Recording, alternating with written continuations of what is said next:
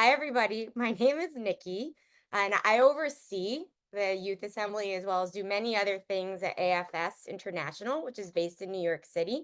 For me, it's the morning, but for all of you, good morning, but also good afternoon. And for some of you, perhaps good evening and even good night. So, no matter where you are in the world, thank you so much for joining us online today. Just a note before we begin, and Yumna, you can go to the next slide. This is a webinar, so you're going to be off camera and mute, but we really welcome you to use the chat function where if you want to state an opinion, you can do so, but you can also ask questions and answers, right? You're super free to, again, that's what makes this fun is hearing from you all. But please keep your comments relevant and be respectful of others. We also just want to make sure you know this session is being recorded so that we can share it online afterwards. Closed captioning is an option. So if you, and I'm from New York, so I tend to speak way too fast. I'm trying to make myself speak slower, but you can click, there's a little button at the bottom of your screen that says CC, and this webinar will be in English, so it should do a pretty good job of closed captioning the call. Can you go to the next slide, Yumna? So about AFS, we're here today to announce the theme of the 2025 Youth Assembly, which is happening in August of next year. It will be the 30th session of the Youth Assembly, but I'm here to tell you about AFS. AFS is the international nonprofit that runs the Youth Assembly. If you're listening today, have you ever heard of AFS before? You can put something in the chat, you can throw a thumbs up. Maybe you're an AFS alumni and you actually went on an AFS program or an AFS volunteer. So we are an international voluntary NGO, a non-for-profit organization, and we provide intercultural learning opportunities to help people develop the knowledge, skills, and understanding needed to create a more just and peaceful world. I think that those skills are more important than ever, given the news today, this week, the last few years, right? Important to have those skills. We were founded in 1914. Actually, we were founded because of the First World War. And we've existed for, even though we were founded in 1914, we have been running exchange programs for more than 75 years. So we started off with a cadre of volunteers who served during the World Wars. And then when they thought, okay, the world wars are over, how do we make the world a more peaceful place and prevent future world war? They said to themselves, let's start exchange program. Let's provide young people with learning opportunities like the Youth Assembly. And so we've been doing that part of our work for more than 75 years. There are 55 national organizations around the world. If there's an AFS office or partner in your country, I hope you made contact with them. But we operate programs in 113 countries. We have more than 12,000 participants each year, 35,000 volunteers, 500,000 alumni. Fun fact, the current president of Chile, the youngest president in the history of the country and one of the youngest presidents in the world, is an AFS alum. You can go to the next slide, Yona. So that's AFS, right? And the Youth Assembly is one of the many things AFS does. And we kind of put those in three big groups. The first is our mobility programs. This is a study abroad, right? But the other is virtual programs because not everybody in the world can go on a study abroad for all sorts of reasons, right? And AFS runs an incredible suite of virtual programs. There are scholarships available for many of our virtual programs, which I would encourage you to look into. I think we're very proud. There's one program we have that especially serves, for instance, young women who are refugees or living in a situation where they're displaced. And the third big thing we do is the AFS Youth Assembly, which we're all here to talk about today. And the Youth Assembly, right? Before I say anything about the Youth Assembly and what it is, again, if have any of you listening on this webinar been to the Youth Assembly? Again, you can put a thumbs up, throw something in the chat about your experience. Say you were an alumni. I see a lot of thumbs up. That's awesome. But I want to pause, and I know Yumna will formally introduce them. I really want to recognize the other people on the screen with me. This is our Youth Advisory Council. And for the team at AFS International that runs the Youth Assembly, this is an absolutely indispensable group of young people who help us form and execute this event. So the Youth Assembly is an annual conference at its simplest. 500 to 800 of the world's most dynamic young people come together each year in New York City for this event. And something that we're super proud of is that they come from over 100 countries. I don't know many other places where you could walk into a room and know that there are people from more than 100 countries in that room with you. It's really, really cool. And it's one of the world's largest youth events. It was founded in 2004. So this year is actually the 20th anniversary of the event. There are 20,000 alumni from 160 countries, including the Secretary General's first ever envoy on youth, Ahmad Al-Hindawi, who I think went on to run the Scouts and maybe just changed jobs again, but very cool alumni. We've been able to track at least 1,000 youth-led projects generated by Youth Assembly participants. And if you come to the event, you have access to really cool leadership opportunities. Two people, well, actually, multiple people on this call have been able to tap into those leadership opportunities, including a prize of up to $10,000 to fund social impact projects and recognition on a global stage. So I'm so excited to hear. I mean, okay, secretly, I know what the theme of the Youth Assembly is, but I'm so excited for you all to hear what it is. And I'm gonna turn it, do you want me to do the slide on academies or are you gonna do that one? I will do that one. So, in addition to the 3-day Youth Assembly conference, for those of you who are interested, you can arrive a little bit early before the Youth Assembly and you can enroll in what we call an academy. And we're just about to launch enrollment for these. There are four. One of them is focused on international affairs. You do a model UN simulation.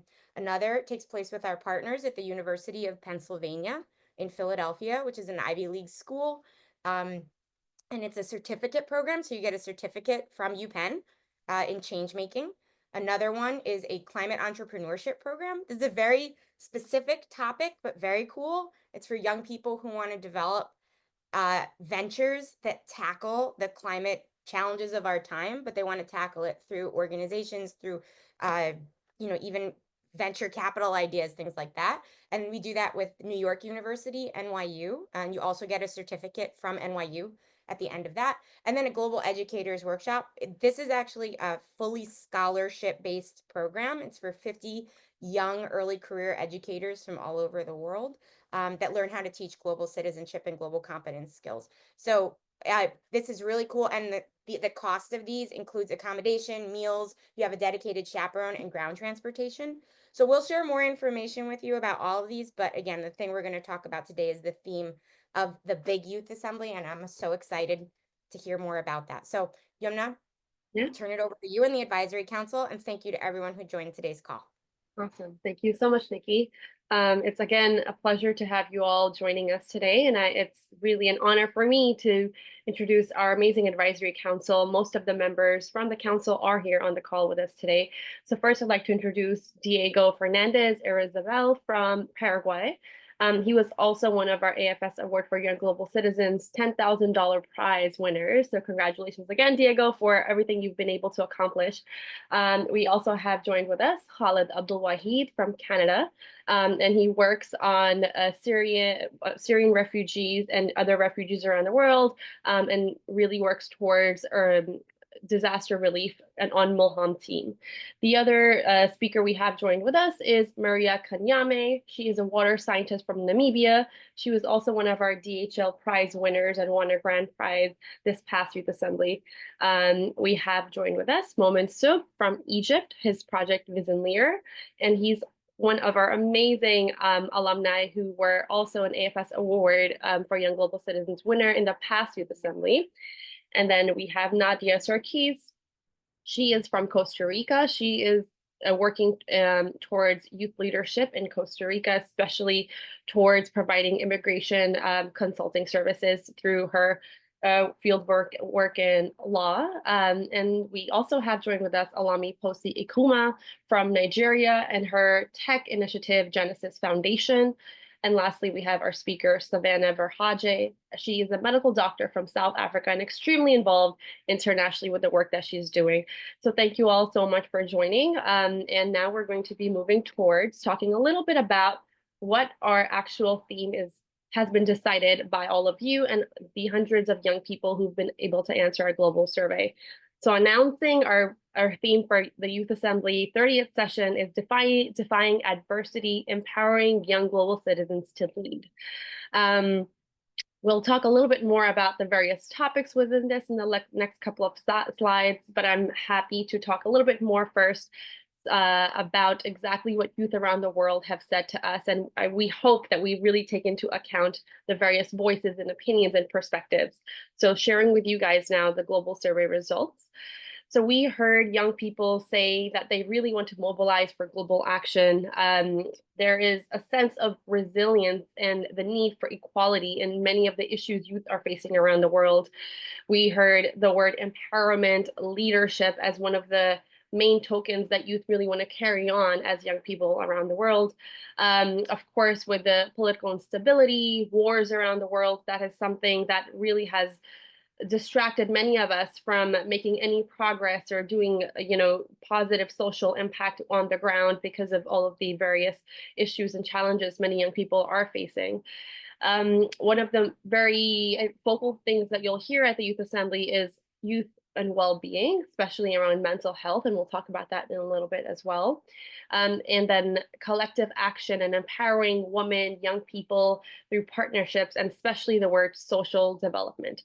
So that is the I would say the idea and the themes that we've been listening to from youth from over 100 countries who've been able to really express how they feel about the current global atmosphere, exactly what they want us to be talking about as young leaders at the next Youth Assembly.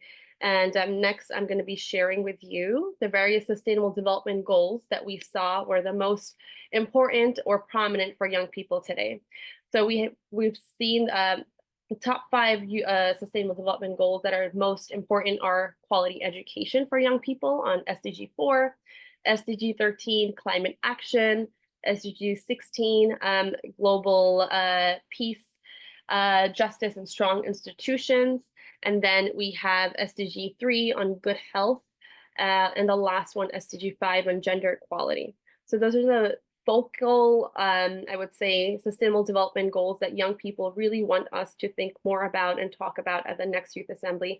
Of course, the other SDGs are very, very important, and we are going to be incorporating a lot of them in these various thematic areas that we'll discuss. So we've not forgotten other areas and other important topics that young people really want us to be able to discuss at the next event.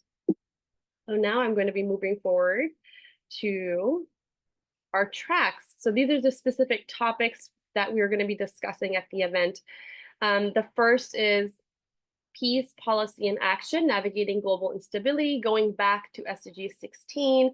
And all of these, the overarching theme is leading as a resilient global citizen, really empowering collective action. And one of the main things we're going to be looking at is education as a cross-cutting theme throughout all of the tracks. So we're trying to incorporate as much as we can from the young voices that we've heard. The second track is green skills for employment, building a resource efficient society.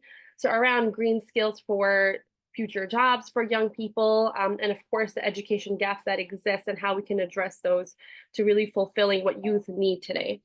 The next thing here is youth and mental health in a turbulent world, challenges and solutions. Of course, it goes without saying, everything that's happening globally, it is taking a toll on many young people.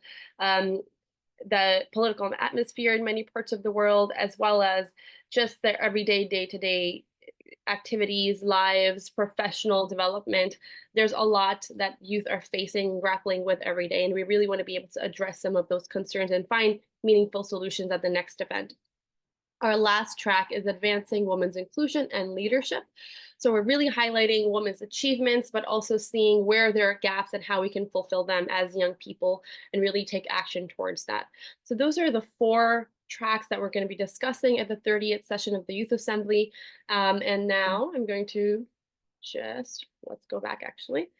I'm going to stop sharing my screen and we're going to go right into our panel discussion. So I've introduced our panelists already. So now the first thing I'm going to be asking all of you is to talk a little bit about the global survey and just reflect on what you've heard, the opinions of young people you've been able to listen to over the course of your time on the Youth Advisory Council as well. We're really interested to hear what really stood out to you from the global survey results and the concept of the Youth Assembly 30th session, and what are you most excited for as young people? So I'm going to call upon Khalid, Savannah, and Maria to reflect on that question first. So Khalid, if you'd like to start. And you're on mute still. Just unmute. So, there you go. Sorry, yeah. Can you hear me? Yep, we hear you well. Yeah. Good morning, everyone from Toronto. Good afternoon to all of you. Sorry, I just like that I couldn't hear you very well for the question. Sure. So our question is around what stood out to you the most from the global survey and the concept that we've been able to develop as a team for the 30th session of the Youth Assembly, and what are you most excited about as a young person? Yeah. So can you hear me, right? I hear you. Yeah. Yeah, okay. Well, yeah, thank you, Yamna, for this question because I was thinking about the results since I checked the survey a few days ago. So what stood out to me from the result is the strong focus from youth on goal like 16, like peace and justice, and goal number 4, equality education. Seeing so many people prioritize these goals shows a commitment to building a more just educated and like inclusive future. And also like this focus shows an inspiring commitment to have a world where fairness, peace, and security are not just ideals but like realities we need it every day. As I'm like as you know me, like I'm focusing on like helping and empowering refugees and IDPs around the world. So this confirms without any doubt that the suffering of hundreds of millions will end if we work on it, and the refugees crisis will also end. So basically, again, based on the survey, it's a call for a future free from war and conflict, a world where everyone can live without being killed and live without fear. So Youth Assembly and like with Youth Assembly 30 for the next year, I'm most excited about empowering youth like to take a charge of these areas. The concept of the next Youth Assembly creates a platform where young people can not only like just discuss these ideas or this issues, Yumna, but also lead initiatives that drive real impact on our life. So I'm inspired by how the next generation actually is stepping up, not just like as a participant, but as a leaders. So in the end, seeing young leaders, young change makers coming together with a shared vision of a peaceful, just world is incredible. I am excited to see how this energy will translate into actions in the next Youth Assembly next August as we work together to create a safer, more just world for all of us. So that's why actually I was like surprised a little bit when I saw the survey, but I love it. Thank you. Thank you so much, Khalid. And then I'm going to turn to Savannah and then Maria. Hi, Yamna. Sorry, I can't get my background to work, but I think my room's quite bright. So I think I was just reflecting on some of the tracks that we decided to go with this year based on the survey results. And I think all of them are incredibly exciting, and I wish we had time to speak to all of them, but I'm just going to chat about 2 that I think really stood out to me personally. I think the first one was the peace policy and action navigating global instability. And I think this one is critically important in the turbulent world that we're living in at the moment. Obviously, we're living in a time of geopolitical instability. There's ongoing conflicts, genocides, wars, and then that's compounded by migration issues, climate change, and ongoing disparities in healthcare and access to resources. And I think it means that we're living in a really incredibly complex world. And so having our siloed ideas on how to tackle these issues is no longer helpful. I think it's kind of emphasizing that we need to break down these silos and really come together as youth, sharing our skills, sharing our knowledge, sharing our understanding. Some people are living through some of these really intense geopolitical issues that we're facing, and just come together in humility and learn from each other. And I think the AFS Youth Assembly obviously creates an amazing platform for that to happen. And then I think that sets the scene. Living in this kind of turbulent, unstable world sets the scene for really bad mental health. And as a medical doctor, I think I'm a bit biased, but I was very excited to see that this is something that's come through in the global survey. I genuinely think that mental health is one of the most prevalent and pressing challenges that we're facing, especially amongst young people. And having worked as a doctor in South Africa, I've seen that in my patients, most of them were young people, and even amongst my colleagues, people feeling too scared to speak up about what they're really going through. And I think as hopefully trailblazers and young leaders, we look up to other young leaders and we think they're bulletproof and that they don't experience these kind of issues. And I think that as young people, we need to change that. We need to kind of break down the stigma, break down the toxic masculinities, because men are especially dealing with a lot of these challenges worldwide and are too scared to come forward and speak about it.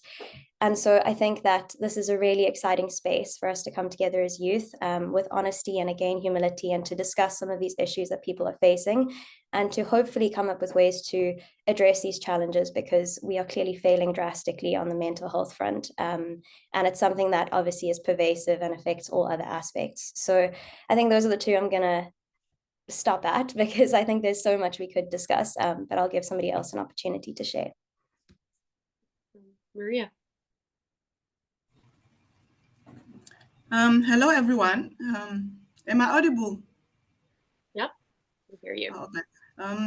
Thank you to Daniel, Yumna, and the entire team for the incredible work to ensure our youth voices have a seat at the table like this.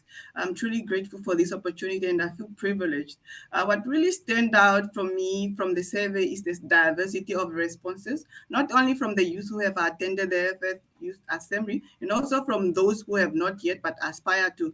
This shows the far-reaching impact of the Youth Assembly as young people actively share the initiative with others on social media and even at conferences and many more.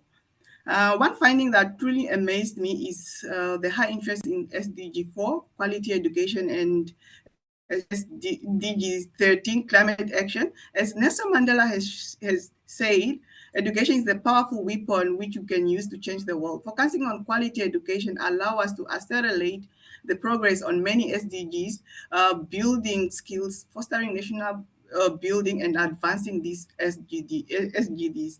Attending the Ashot Prize Award last night was truly amazing. It reminded me how many young people are at the far front of driving the climate agenda. So seeing climate action as a top priority confirms how these issues affect our planet and the future. So I'm truly excited by the YA30 concept themes and tracks. They are very relevant to the challenges that we are currently facing today. Topics like peace, policy action, mental health address urgent issues affecting the youth. Meanwhile, green skills and for employment support our drive for sustainable and resource-efficient future and advancing women inclusion in leaderships.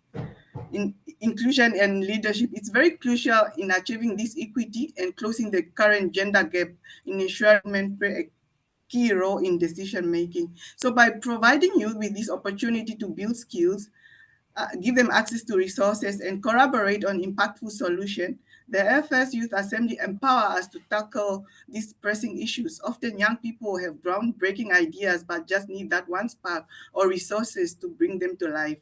So yeah, the YA30 concept theme reflects a thoughtful approach to empower us to become the change maker in this very complex world. So I'm excited. Over to you. Thank you so much. And also reminding us that through education, you can really change the world. And that really speaks to why so many young people feel that this is so important for them and for their communities to make any progress and move forward movement on some of the issues that we're discussing. Okay, so I'm going to move to our next question, which is, which sustainable development goals are youth most interested in from your region? If you can discuss local priorities of young people from your perspective. So I'm going to ask Momin to start. We also have Nadia, Alami, Posty, and Diego answering this one. So Momin, go ahead. Well, hi, everyone. My name is Momin. Also tapping in from Cape Town, South Africa, attending Astro Prize as well with Maria. Yeah, I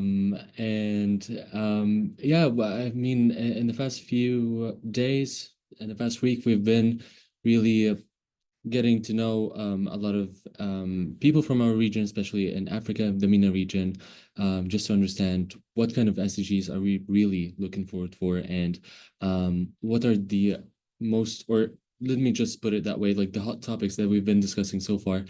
And one thing that really stood out was SDG 16, peace and policy. We on the African continent itself, and especially in the MENA region, we've been really dealing with this SDG, and we've been talking about it for a while now. Putting in perspective the conflicts that are right now happening in the MENA region, and it's not only between two countries. We're talking about like the whole region are going into conflicts, which has been really affecting the youth on different levels. We're talking about levels of just like basic layers of freedom of traveling, going to different places, and then it goes way deeper to the basics of living as youth who are right now facing a lot of issues, just not to be able to do their daily tasks. And we've seen that conflicts right now are really affecting us. Also, when it comes to just to put it also in perspective, that only one SDG can affect all other SDGs. So even if peace and policy is being affected, we also see that the quality of education is being affected. A lot of youth right now are not being, they don't have the platform to go to schools or universities. Climate action itself is being very affected by it as well. And this is also have been really tapped on in the past week. A lot of youth right now, even within the emissions that are coming out of the wars that are happening right now, we can see that all the SDGs are being affected just by one SDG. So you can tell that SDG 16 has been really affected. SDG of the climate action, life underwater, no poverty has been really affected as well. Putting in perspective, there are a lot of refugees right now, and people who lost their houses, their places, even their living, like their jobs. So you can see that most of the SDGs are being affected, but the most, like the hot ones, has to go to the policy and climate action. Same. Thank you so much, Momin. Nadia, would you like to? Thank you, Yumna, and hello, everyone. I'm speaking to you from Costa Rica. So I believe that in Costa Rica, it's very important and it really resonates with the Costa Rican youth, and especially in the Latin American region. SDG 4, of course, quality education.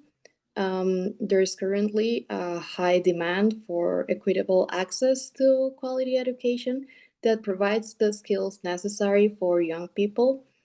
In the case of Costa Rica, while significant efforts have been made to expand education to reach rural areas, one of the biggest demands that was especially intensified by the pandemic is the need to improve education so that the quality of the education is a lot higher. Also, young people in Costa Rica are advocating for peace, justice, and strong institutions. That is also a priority for young people that are advocating for transparency, anti-corruption measures, and inclusive governance. Many feel the effects of inequality and political instability and are actively working towards building institutions that represent and serve the communities fairly. And this focus on strong institution reflects on the aspiration of Latin American youth to create a region where justice and equal opportunities are accessible to everyone. Thank you so much. It's really inspiring to hear how the various issues in different parts of the world are so interconnected, and no matter where we are coming from and the background that we have, culturally or ethnically, we're all facing the same issue. So thank you so much for raising both of those issues to our speakers. So Diego, I'd like to call upon you, and Alami Posti, we hope you're still with us, but we'll have you go next. Diego. Hi, I'm originally from Paraguay, but I'm connecting from Philadelphia. And answering to this question, I think I am so connected with what Nadia says. Quality of education is one of the top priorities locally. Like in Paraguay, we have seen a lot of students trying to push that we have more accessible education in rural areas, because a lot of schools in Paraguay are still in very deplorable situations, and a lot of youth are advocating to have more of um, to have more infrastructure in these spaces. I think another one that I think it's really it's not coming up a lot of times is decent work and economic growth. Um, I think that our country itself is not occupied seeing this, but the unemployment rate and the economic inequality for youth in Paraguay is incredibly enormous. We have to go to great lengths to secure a job and be on the job market. So that is one of the top priorities for youth now. And also, as Nadia mentioned, climate action. There's a lot of concerns in young people to see how the extreme weather is changing in Paraguay, how we're always having basically summer all throughout the year, and that's obviously not normal. And that has been like one of the top priorities that youth have been seeing, because we're really concerned about how our country is gonna change and how it is affected by climate change, especially the Gran Chaco region. That is one of the most arid and polluted places that I know by firsthand, and we've been advocating to grow Paraguay's natural biodiversity there. So that those are like the top priorities that Paraguay has as of now. Great, thank you, Diego, so much. And here in New York, we also have around 70-degree weather for the past couple of days, and today it's like it feels almost summerish, and we're really missing the fall chill and wondering where that is. And clearly, climate change is one of the main issues that we're all, no matter where we are located, facing. So Lami Posi, I see you're back on screen.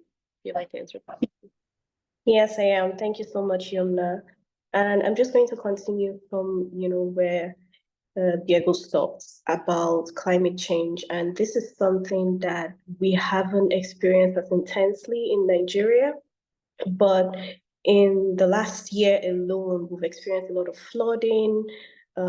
People have had to relocate from, their houses as a result of the very harsh changes that we have never been prepared for. So that is definitely something that a lot of youth in the Nigerian region are talking about.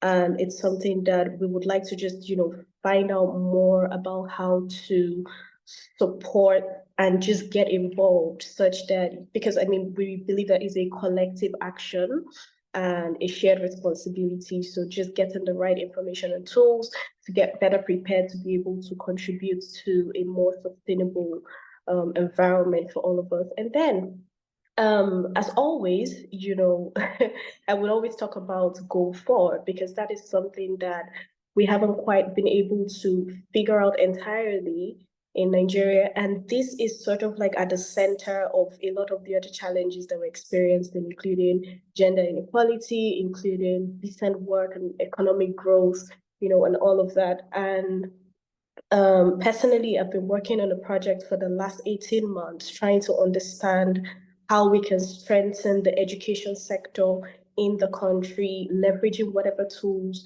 would be accessible to us. So I am very interested in seeing how technology can be a tool to support this space. But we have other challenges around the right infrastructure, the right things to support even this type of innovation and all. So that is something that the youth in Nigeria are very, very interested in. Access to quality education, what does that even mean? And what are the skills that need to be developed in order to then be equipped for the future of work and to be able to compete, favorably on that global scale, and then maybe even be able to be equipped to create then opportunity for decent work for themselves or for ourselves, and then for even more young people in the country. So these are the key things. Yumna, back to you. Thank you. Thank you so much for sharing that. and bringing back the discussion on technology and how that really incorporates into everything and every topic that we're going to hopefully be discussing as well in the next Youth Assembly. So my next question for you all is, based on what is happening around us globally, what are your aspirations and how can we make them a reality at the 30th session of the Youth Assembly and beyond that event? So I'm going to ask Khalid to start, and then Momin and Diego. Yeah, thank you, Yumna. Again, it's a hard question, and we are thinking, I think, all of us here about this question every day. So, given the challenges we are witnessing, like globally, as you mentioned, conflicts, injustice, and the growing like sense of division. So, my greatest aspiration, and I think this aspiration as yours all as well, because that's why we are here. So, my aspiration is to see like a world where like peace and justice are not like distant ideals, but everyday realities, as I mentioned before. So I envision like a future where everyone upholds like fairness, peace, and the security for all the communities around the world. So like for young people, this means like having the opportunity to live in a world free of war, where we can focus on like building inclusive like society and a sustainable planet for our future. So to make this vision a reality, I am sure like Youth Assembly next year will be the place. So that's why I encourage all of you, if like do your best to attend the next Youth Assembly and every Youth Assembly if you can. So as I mentioned, like Youth Assembly will be the place by equipping young leaders with like every year with the like knowledge, skills, and resources, their resources that they are looking for, they need it. So Youth Assembly can empower us to advocate for peace and justice on every level, from like local communities to international stages, through partnership, mentorship, and initiatives that drive real impact in our life. So we can work together to, as I always say it like that, to destroy the barriers and build a peacer future for all of us again. So like it's about fostering a next generation of a change makers who will not like just settle for anything less than a peaceful, just world. So together we can create a peace and hope, showing that no matter the challenges, we are ready to lead the way towards a brighter, more united future. So this question actually, Yumna, took me back to like 2016, 8 years ago. So I want to share this one very quickly with you, with all of you. So in 2016, we worked in the most dangerous city in the world, according to the UN, United Nations classification at that time, which was Aleppo in Syria. So now, after 8 years, we are still alive, fighting for peace, justice, and for a better future for all of us. So as a young change maker, and as you are like change makers around the world, we can do it. So let's do it together. So I give it to you. And you're alive and thriving, and we're really happy that you're able to get past all those challenges and really see opportunities in everything you've been able to build upon, and sharing all of those amazing experiences with us today. Thank you, Khalid. Momin, would you like to go next? To be honest, I don't know what to say after what Khalid said. It's amazing. So good job, Khalid. But yeah, I think one of the aspirations that I've been really thinking about is we've always been talking about having a place in in the governments, or having a place or a seat at the table. And I think one of the things that I've really witnessed during the Youth Assembly, and I think especially at the 30th Youth Assembly, I am pretty sure about that, that it's from the youth to the youth. We've been here, we are the ones who are taking the seat.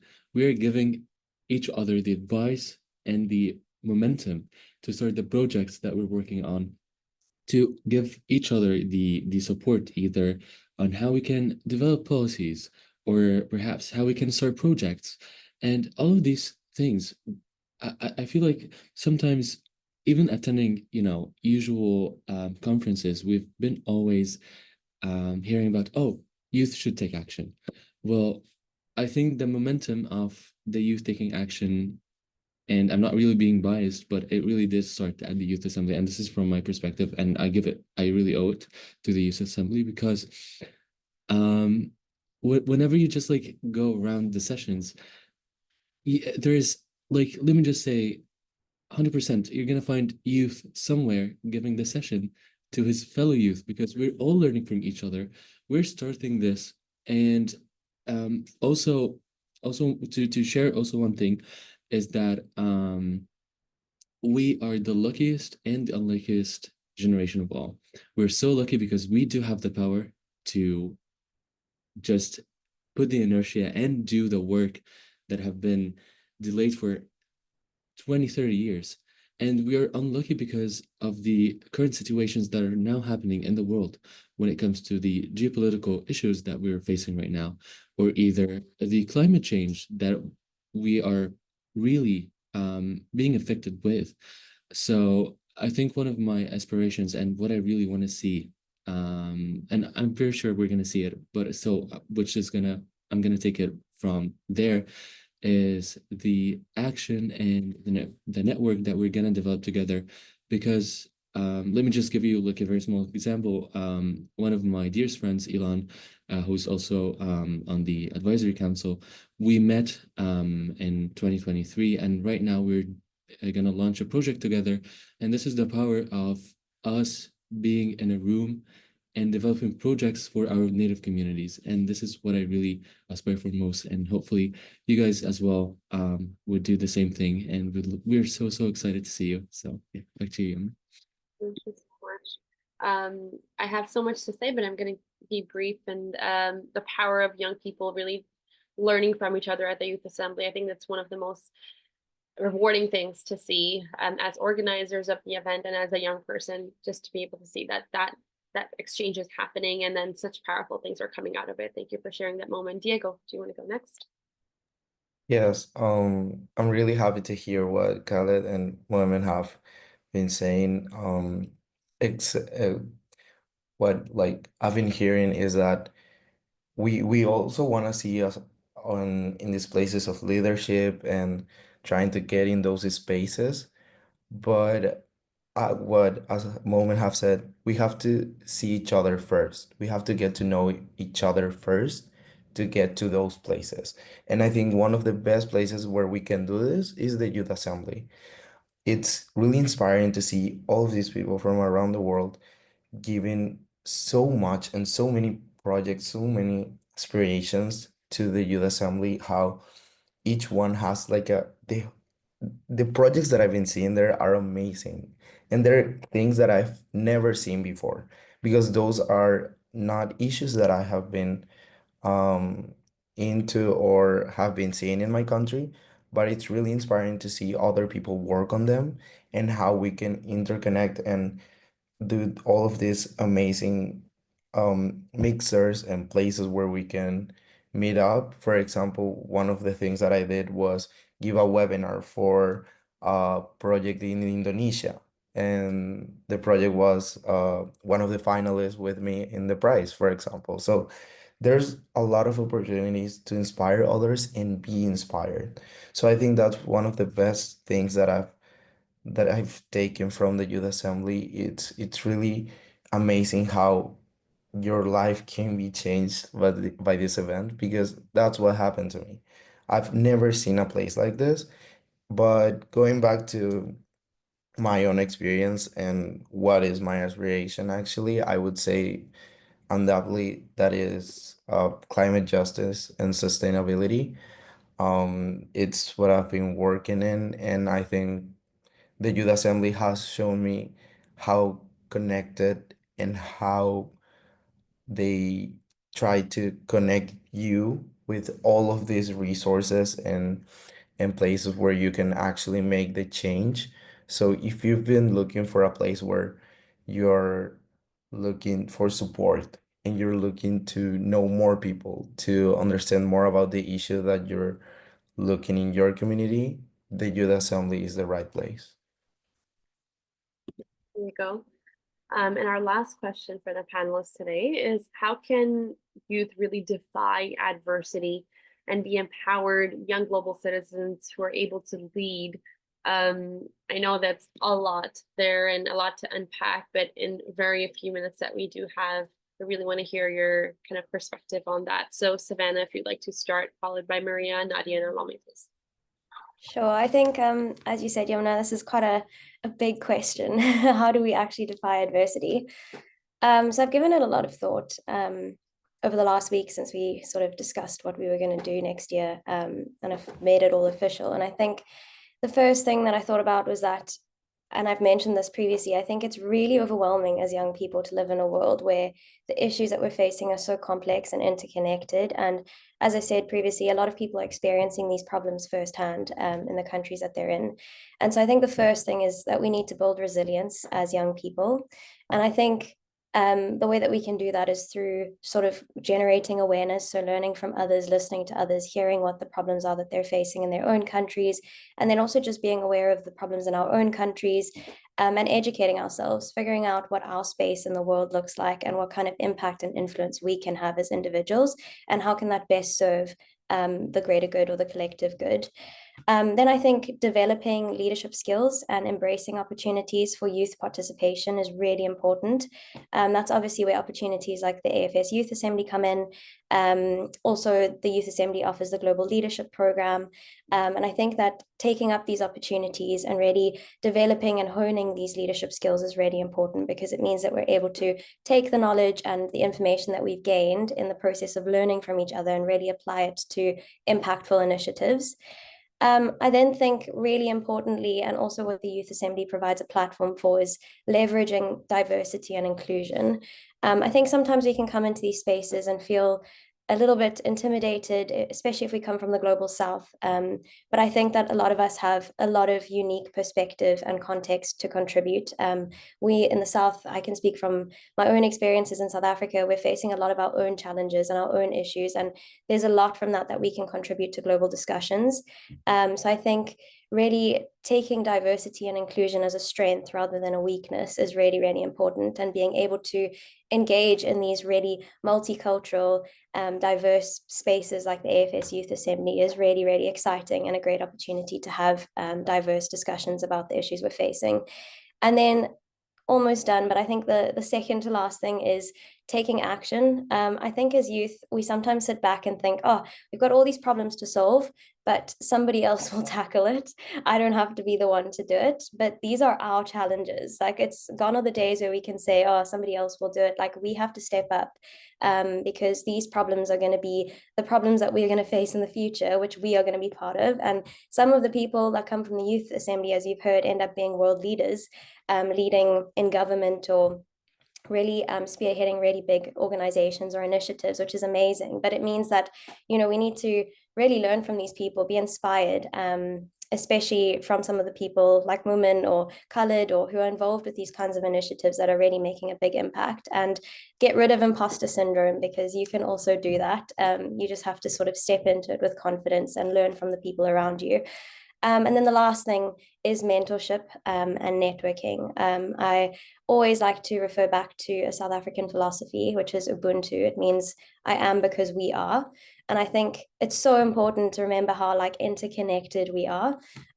We can't be thinking, again, I said this earlier, in the siloed approach to tackling the issues that we're facing at the moment. I think we can only defy adversity together. And that means drawing on each other's strengths, drawing on each other's experiences, unique cultural and religious and economic backgrounds. So I think lift people up around you as you go ahead and try to tackle some of these issues. Great, thank you so much. And I'm going to ask the last couple of speakers to just be as brief as possible, considering time. So Maria. I think Savannah has alluded to most of my points. As young people, many of us, we are dealing with a lot of problems, be it eco-anxiety, uncertainty, and a sense of disconnection. So to counter these challenges, I feel like we need to become active and be vocal and be impactful members of the societies, because initiatives like AFS Youth Assembly have dedicated years of empowering young adults to shape a better future and a more sustainable future. First of all, I feel like we need to start building knowledge and confidence. Advocacy and youth-driven movements such as this, which inspire us to give the skills to create a real change and help us to build the confidence in our voices. Experiences in sustainable projects is also very crucial. By addressing urgent issues such as climate change together, we will gain practical experiences in building resilient community like Savannah has alluded to. So empowerment can come from developing these different skills, finding purpose and fostering a sense of belonging. When we face adversity heads on, we build resilience, which is then key to creating a long-lasting impact. Over to you. Thank you so much, Maria. And Nadia? Thank you. I won't extend as much because of the time we have, but I really resonate with what Savannah mentioned about building awareness. I think that is one key element. And I've always insisted on that empowerment comes from collective action, whether we're working on climate activism, social justice, or education. Collective action and community efforts really build a powerful voice for change. I've also witnessed that one key way to empower youth is through mentorship and access to resources. This enables young people to turn ideas into action. Also in Costa Rica, particularly through our work with the organization Young Leaders Costa Rica, I've seen a lot of young people turn small ideas into big initiatives that grow over time with community support. So I think that is one of the key elements. Also, since we live in such an interconnected world, I think that digital platforms really help us to reach out like-minded peers in solving issues that we have. And well, of course, that platforms such as the Youth Assembly are really important in this, in building these important connections that help us tackle different problems that we have, even though we live in different regions. I think some of the ways that we can solve these problems, we can find solutions through connecting with people from other places. So I think that it's really, really valuable. Thank you. Allow me to share you. So with us. Okay. So now we hopefully allow me you're able to come back on. But if there's any questions from the audience, okay, there you are. Do you want to reflect a little bit on that last question on defying adversity? Yes, yeah, I listened to what Savannah said and also what Maria added, and I think it's very comprehensive. I'd just like to reiterate that I support the fact that we need to take action. I know that as young people, we find ourselves sitting down, waiting for directions to be given to us. But we need to get to the point where we are ready to just take responsibility for things and start attempting to solve those problems. And it's okay if we don't even have all of the answers figured out. In the process of trying to hack the solutions and just create solutions to the problems that we're experiencing and that we're observing around us, we keep getting better at it and we have the opportunity to refine. And I think it was Maria that said something about mentorship that cannot even be overemphasized. And this was something that I was also very excited about when we talked about bridging the gap between the previous generations and the youth right now. So we can always tap into the wealth of knowledge and the wealth of experience that the people ahead of us have, and then use that to just refine what it is that we're coming up with as solutions. But my biggest addition is we need to start taking responsibility for things and start taking action. It is only in the process of actually doing that we get better. Thank you. Great, thank you so much to all the panelists today. But I am going to turn to the audience. If there are any questions at this time, feel free to write them in the chat or use the Q&A feature specifically so we can get your questions. And while we wait for the audience to share any, and I would say to the audience, I really encourage you to ask specific questions to the Youth Advisory Council because they're the most interesting answers you're going to get. Many people have asked about how to apply for the 2025 Youth Assembly. Those answers are in the chat. I also really encourage you. People have asked about opportunities like scholarships as those become available. About 27% of the participants to the Youth Assembly do receive full scholarships to be there, and we're always trying to offer more. We share updates on that as the year goes along and as those become available. So the number one thing you should do if you're listening to this webinar is sign up for our mailing list and follow us on social media so we can share more information with you. But I would say if anyone in the chat, again, if you have a specific question for one of our Youth Advisory Council members, you can put that in the chat. You can put it in the Q&A. And I'll just pause and let's see if there are any other questions that people ask that I can verbally summarize while we see if there's anything. And while we do that, just reflecting a little bit on what we heard today, I know one of you have talked about how the issues are so complex, but we are and so interconnected. But we also need to remember that we as young people, as people just in any part of the world working towards any sustainable development goal, are also very interconnected in this age.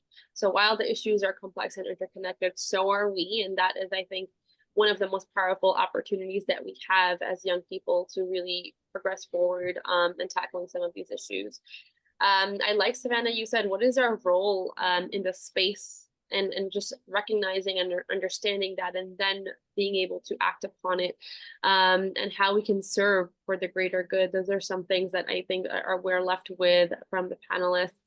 And in general, I think everyone's been able to share something very unique from the perspectives and the regions that they're coming from, that we've all been able to listen to and reflect on a little bit more during this session. And if you are interested to learn more about the Youth Council members that you've been listening to during this session, you can certainly stay connected via LinkedIn.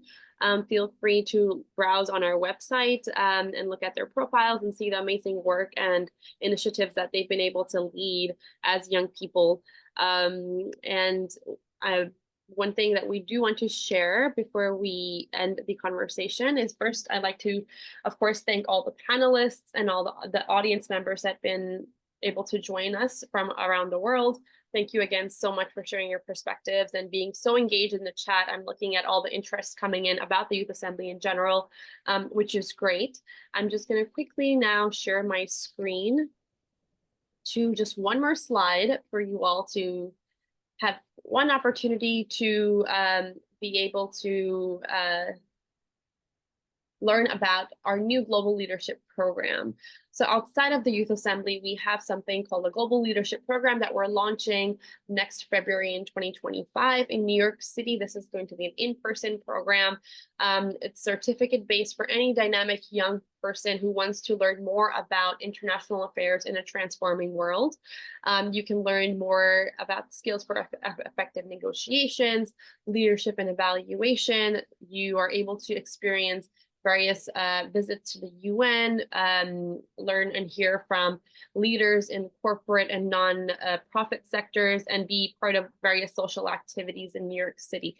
So those are some of the highlights for the program, but you can certainly find out more information on that specific initiative on our website, youthassembly.org. And without further ado, just letting everyone know that early bird registration for the 30th Youth Assembly in August, from August 8 to 10, is available on our website and open through December 31st. So please go check that out if you're interested. And we do hope that you're able to join us at the next session of the Youth Assembly. So thank you all so much for joining this webinar. And we hope that you're able to stay in touch with us and see many of you coming to the event next year. And thank you again to all of our Youth Council members for joining and speaking and sharing your valuable perspectives and being part of the group of young people who really helped put together the theme and topics for this year's event. So thank you all so much again.